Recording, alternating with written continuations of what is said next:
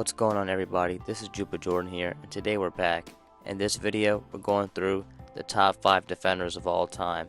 This one's going to be 4 through 5, or I should say 4B and 4A. This is really hard. Between these two, it was really hard to pick. Both versatile wings from different eras. But that's enough yapping. Let's start with the video. 4B, we have the Klaw, Kawhi Leonard. At his peak, he was the perfect storm of physical tools and instincts, shutting down some of the best offensive players in NBA history. And some would argue that he did play in the most offensively gifted era, stopping some of the greatest scorers to ever do it from scoring, all while playing in a restricted physical league. What makes Kawhi Leonard stand out for me as far as perimeter defenders all time?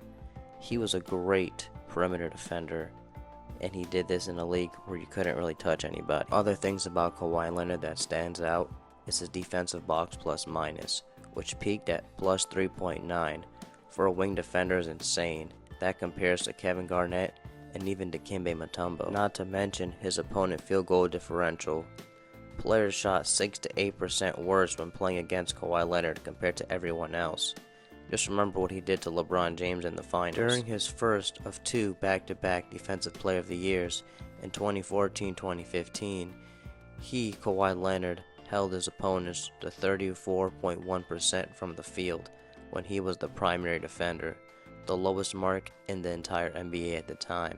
That's better than most centers' rim protection. Named the Klaw for a reason, with massive hands of over 11 inches and a wingspan of 7'3", he definitely was a force. My favorite thing about Kawhi Leonard, when the primary defender, Kawhi Leonard could literally guard anybody, especially if you were a perimeter player.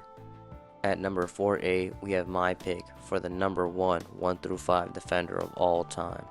The worm was put on everybody, from Magic Johnson to Larry Bird to Michael Jordan to Scottie Pippen to Charles Barkley to Hakeem Olajuwon to Shawn Kemp to Shaq. A defender so good his team trusts him to guard Michael Jordan, and another night his team would trust him to guard Shaquille O'Neal, all while being pretty effective compared to others. Defensive box plus minuses, comparing Hakeem Olajuwon and Kevin Garnett in some years.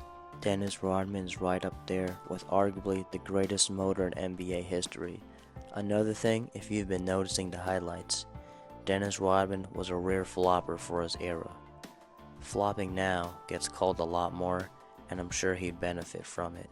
Another thing he'd benefit, yes, he's a physical player, and so you could say he wouldn't be allowed to do the things he did, and that may be true, but Rodman, with his athleticism, his grind, if he was able to have no illegal defense and he could roam like a Kawhi Leonard or other wings in the 2000s, he'd be even scarier than what he was. And I touched on this when talking about Kevin Garnett, but a very underrated defensive stat is rebounding, and Dennis Rodman is one of the greatest rebounders of all time. In fact, 27.4% defensive rebound rate, number 1 all time, even over Wilt. Dennis Rodman was a true defensive factor, and like I stated before, was the true 1 through 5 defender, could guard anybody, and is my pick for the 4th greatest defender in NBA history. I want this one so bad. He really did wear his heart on his sleeve. If you want to find out who I think are even better defenders than Dennis Rodman, be sure to sub so you don't miss any new videos coming out. After the Greatest Defenders series, I'm going back to the 2000s to find out who are the top 10 players of that era. If you did like the video, be sure to give it a like. Again, consider subscribing. Until next time, salam.